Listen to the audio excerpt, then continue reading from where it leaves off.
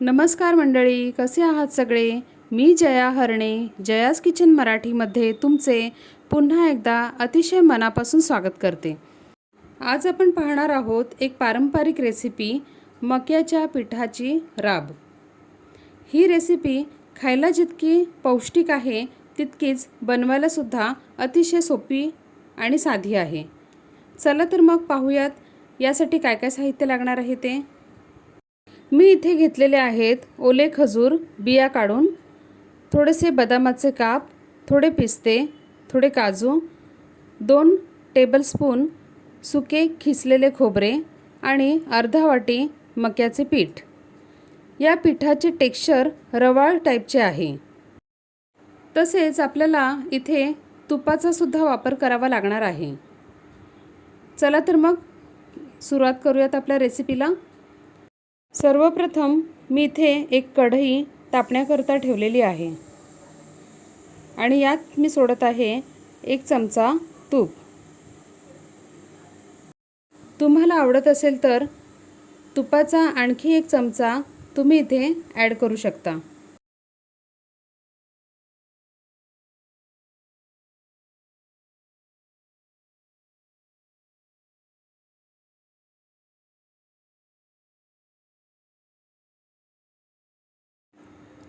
आता तूप छान तापलेले आहे आणि मी इथे ॲड करत आहे सुके मेवे।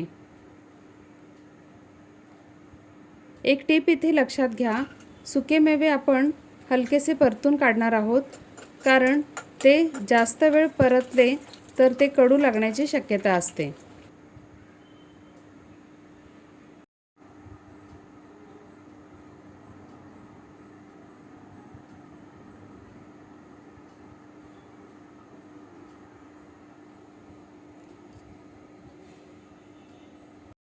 आता मी इथे ॲड करत आहे मक्याचे पीठ।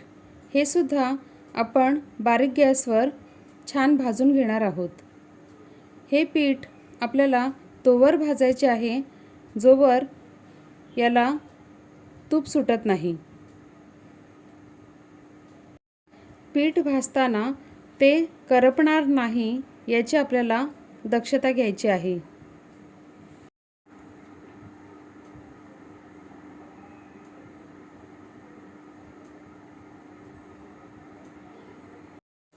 मी इथे अर्धी वाटी गुळाचा वापर करणार आहे। अर्धी वाटी पिठाला अर्धी वाटी गूळ हे प्रमाण परफेक्ट होते। जर तुम्हाला जास्त गोड खायला आवडत असेल तर गुळाचे प्रमाण तुम्ही इथे वाढवू शकता। तसेच गुळाऐवजी जर तुम्हाला साखर आवडत असेल तर तुम्ही साखर सुद्धा इथे वापरू शकता। आता तुम्ही स्क्रीनवर पाहू शकता हे पीठ अगदी परफेक्ट भाजले गेलेले आहे आणि आता मी इथे ॲड करत आहे 1 ग्लास पाणी। 1 ग्लास पाणी मी आत्ता वापरलेले आहे। 1 ग्लास पाणी मी थोड्या वेळानंतर वापरणार आहे। हा पदार्थ तुम्ही नैवेद्यासाठी सुद्धा ट्राय करू शकता।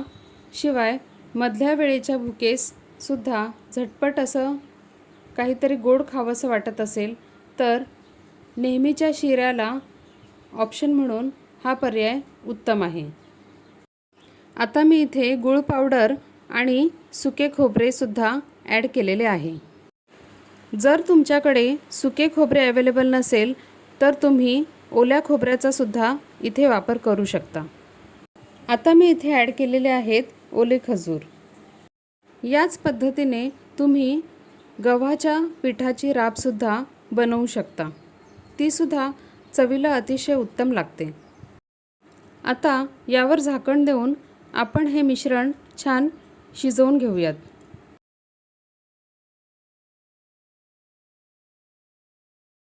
ही आहे वेलची पूड। आता पाऊण ग्लास पाण्याचा वापर मी इथे पुन्हा एकदा केलेला आहे। म्हणजेच या रेसिपी करता आपल्याला 1 आणि पाऊण ग्लास पाणी इतकं पाणी लागलेलं आहे। तुम्ही जेव्हा ही रेसिपी बनवाल तेव्हा तुम्ही घेतलेल्या पिठाच्या अंदाजानुसार पाण्याचे प्रमाण हे कमी जास्त करायचे आहे.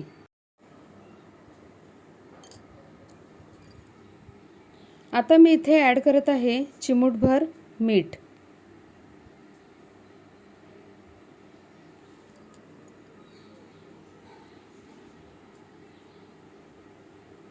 आता हे एकदा छान मिक्स करून घेतलेले आहे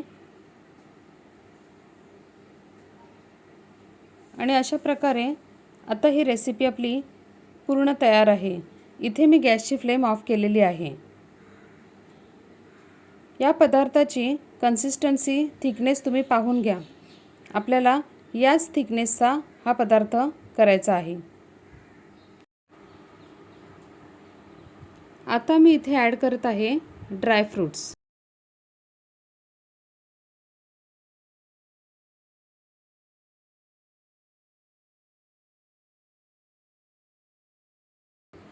आता मी ॲड करत आहे वेलची पूड. यंदाच्या गणेश चतुर्थीला हा पदार्थ तुम्ही नैवेद्यासाठी जरूर ट्राय करून पहा. जर तुम्हाला ही रेसिपी आणि व्हिडिओ दोन्ही आवडला असेल तर पटकन लाईक, शेअर आणि सबस्क्राईब करायला विसरू नका. तसेच तुमच्या नातेवाईकांसोबत, मित्रमैत्रिणींसोबत सुद्धा ही रेसिपी जरूर शेअर करा. भेटूयात पुन्हा एकदा एका नवीन रेसिपीसोबत. तोपर्यंत खात रहा, खुश रहा, आनंदी रहा आणि माझा हा चॅनल पाहत रहा. आणि व्हिडिओ शेवटपर्यंत पाहिल्याबद्दल खूप खूप आभार. Bye bye.